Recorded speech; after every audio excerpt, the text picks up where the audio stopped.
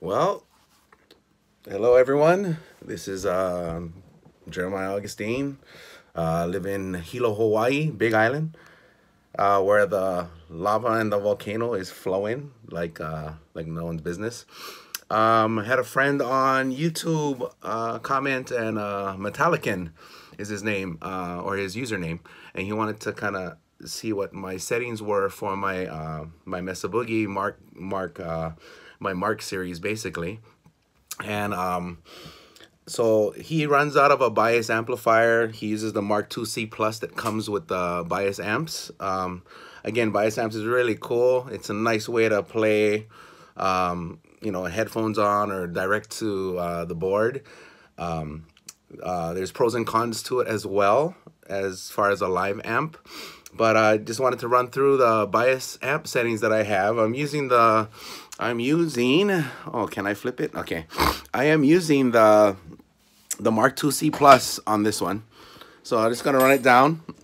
Sorry, so basic video, nothing fancy, but this is the Mark II C Plus. I just relabeled it Boogeyman because that's what I like to do. I love my Mesa Boogies.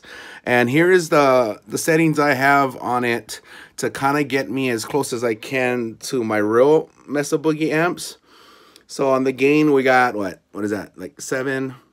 The bass is about 3.5 to 4. The middle is at 4. The treble is at 7. The presence is at 6. The master is about 5.5.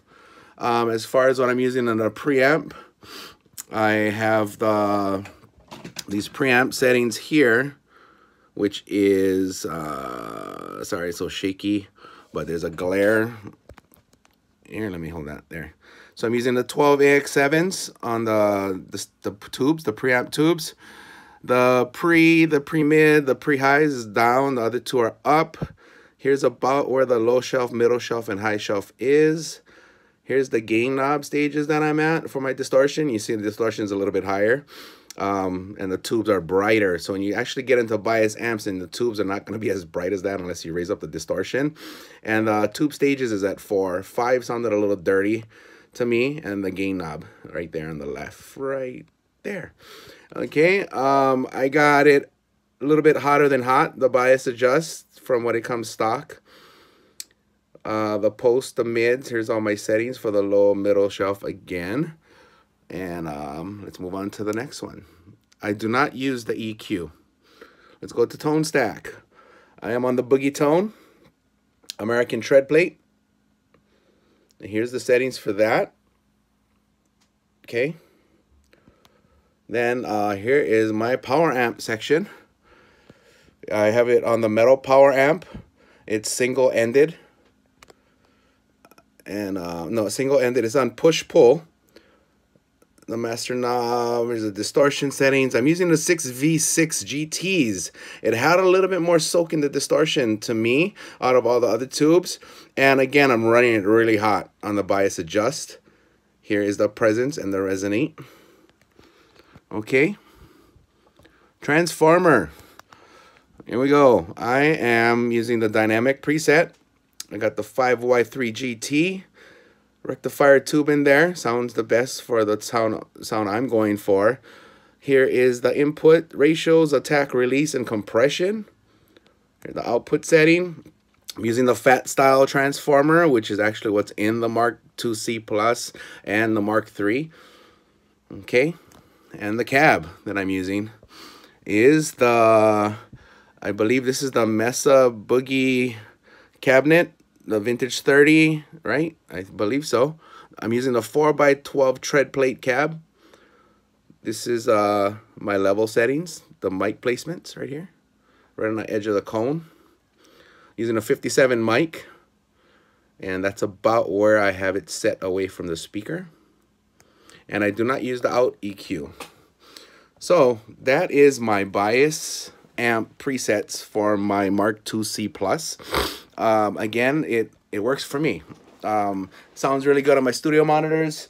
Sounds really good on the headphone mix. But what I've noticed with the bias amp is that the highs are almost piercing the ear, you know, and I guess how I have my studio monitor set up on my desk, it's at my ear level. So again, why am I complaining, right? If it was lower, it'd be something else. Now let's move on to the Mark V 25 Mini Mark V. And I really love this amp. Sorry, but I'm not gonna move it all around. I'm gonna hit a headlight on it, and you guys can see my settings. And here we go. So I am on the crunch channel. Okay, and here's my gain. Here's my treble, my mid, my bass, my presence, my master volume, and I would rather it on the 25 watt setting. Now here is where I got my M style settings for my EQs. Okay, so the 80 hertz is right on the middle. The 240 hertz is almost slightly above middle. I have the 750. I have the 750 right above the line. As you can see it, that one's really sensitive. It's really good to dial that one in. I also have the 2200 matching the 2400, and my 66,000 hertz is again right above the line.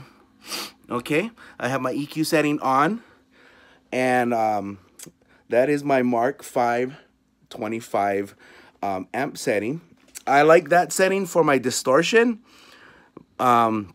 I fell in love at first with the Mark IV setting on this thing, and again, here's the Mark IV setting I have. You got your gain, as close as I can get it to you guys. Here's my treble, here's my mid, here's the bass, the presence, and the master, and the same EQ settings. So realistically, everyone probably wonders why my bass is almost 0. Is because with the EQ stages on any of the Mark series, the treble is the first position. So if you raise the bass up, you're gonna take away from your treble and your mid frequencies. So you want to make sure, if you want that bite, you got to drop the bass out, because it's going to muddy up the signal and it's not going to sound as clear as you'd want it to be. If it's too much, I would definitely take care of the presence and bring it down to maybe 1 o'clock instead of where I have it, but that's how I like it. And I'm in drop C tuning, so it helps shape my sound a little bit better. And another thing I forgot to say, that on the Mark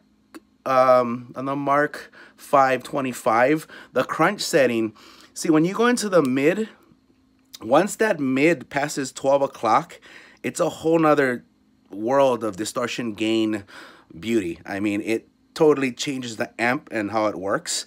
The bass is not affected as much as the Mark IV settings and Mark IIc Plus settings and the extreme settings on the bottom. The bass I can round up as much as I want. And that's where I kind of got the thicker guttural crunch out of the guitar, which I really like. Now, as far as what I was saying with the bias amps, now with bias, what you got to realize is that it is not going to be a real amp. You'll know it's going to be as close as they can. The bias does not give you this section of the Mark IIc Plus, which is very important in the tone shifting or shaping of that amp. This is a Mark III, a 1985 hand-wired Mark III original. And I did get the C++ mod done to it and added to this amp by Mike Bendinelli from Mesa Boogie. He is their oldest employee. He signed the inside of it after he did the mod, and they shipped it back. It was amazing. Totally worth it. Now, if you're on a real amp, okay, what you got to understand is the Mark IIc Plus is a worldwide best favorite Mesa amp Mark series in the world. It's the Mark IIc Plus, but the earlier Mark IIIs have the Mark IIc Plus transformers inside of it. So that's another thing makes you think, right? It's like, well, I got the, so basically I have a Mark IIc Plus that is modded in a Mark III, you know, because the transformer stage is the same. So if you can find a Mark III with those transformers in it, you win. To me, I think the Mark III with these transformers are the better Mark II C pluses, in my opinion. I've heard the Mark II C pluses. I played one, and it does not give me the bite and the rip that I get out of this little monster right here. This is the tiny terror of madness. Okay, so for my settings on this amp, these all pull and pop. So, yeah, these all pull and pop. My wife is so beautiful. I love her. So I have the bright pulled out right here. I have my pull shift on my treble at 7.5 pulled. My bass is at 1, again pulled. Same thing on the Mark III. The Mark II, the bass will interrupt your mids and your highs. If you turn that up high, you're not going to get the distortion tone you want. The gain is not going to be as juicy. Just a tip. Remember that. Read the manual. My middle channel, see, this one is totally different. When it's pushed in, it's a regular Mark III. When I pull this out, Mike Bendanelli made it a C++. So what it is, it's another gain stage that I have that actually gives me more usable, focused gain, not nasty, ugly gain. So when I push it in, it's a Mark III. And also on the lead channel, the C++ means the third channel as well got an extra gain in it from what it comes stock. And then I pull this, here's the plus plus. So right now it's at a Mark III C plus with this lead channel engaged when I pull it. And now here's the plus and the plus. See, that's how it works. All right, my master volume again is pulled to deep. There's a deep setting on this one. You can pull and pop. Again, 1.5 is loud, 2 is cranking. It is uncontrollably loud. And I got my lead settings at 7.5 roughly, slightly less than 7.5. And I got that pulled. That's to engage the channel. And my lead master is at 7.5 and is pulled as well on my bright. And I have the same M formation as I do on my Mark 525 Mini. Again, this works for me. If you want the low chug chug scoop scoop kind of sound, honestly, it's great when you play by yourself to have it set up like this, the V, your natural V, like everybody in the world does. Not that high. Again, this is your typical everyone uses. Hi, I just do the same as everyone. For me, it doesn't work. What it does, if you actually track in the studio with this settings and try and mix it into the drum frequencies, the toms are going to bury your guitar. If you want your toms heard, you're going to lose your guitar settings. If you want your guitars heard, you're going to lose your toms. So for me, I had to actually get rid of the frequencies that put me in the tom world of the drums and cut up higher to give it a little bit more bite. And again, this is what I'm running. I have everything coming through the open back cabinet of the Mark III, which is a vintage 30, and a closed back matching cab that matches my Mark 25 head with a vintage 30 cabinet inside. Sorry, the studio's a mess. And when I'm using my bias, I prefer headphones over the studio speakers. So what I do is I have my guitar input signal coming through here. I have my bypass and my output. The output is going to the front of the amp. The bypass runs up to this awesome, amazing pedal by Mike Fortin. And the bypass of the chromatic tune. See how this pedal works. If you do not want to use it like in the back of the amp for the return and send, then you can use it like a normal noise gate, where your guitar would come in and then would go out over here, and then it would go into the input of your amp. But if you want it to be a dual pedal, which noise gates the front of the house, the amp, and the back, the return and the send, that is why you need a pedal that has a bypass. Okay, so again, bypass plugs into, this is a key input. You see the key? You input your bypass signal into the input key, and then it runs into your return send on your effects on the back of the amp. And what this does is just your threshold. You turn it up until the noise goes away, and I usually find it really useful right about there. I think it's an awesome pedal. Worth it. Probably the only pedal anyone always should have on them, honestly. I'm not so much of a pedal guy. I am more of a, you know, realistic amp distortion sound kind of guy. So again, for my little studio setup here, I have the output speaker jacks on any of the amps going into the back of my hot plate. Comes in the back for the signal. Then I have it split going to each cabinet, and that gives me the realistic playability at night when I don't want it cranking. I put it on 16 dB, gives me the tone I want, and here's my volume now for the speakers. It does take away from the highs and the low end, so I would engage these two switches. And I like turning the bulb on because then the little light shows over here in the window.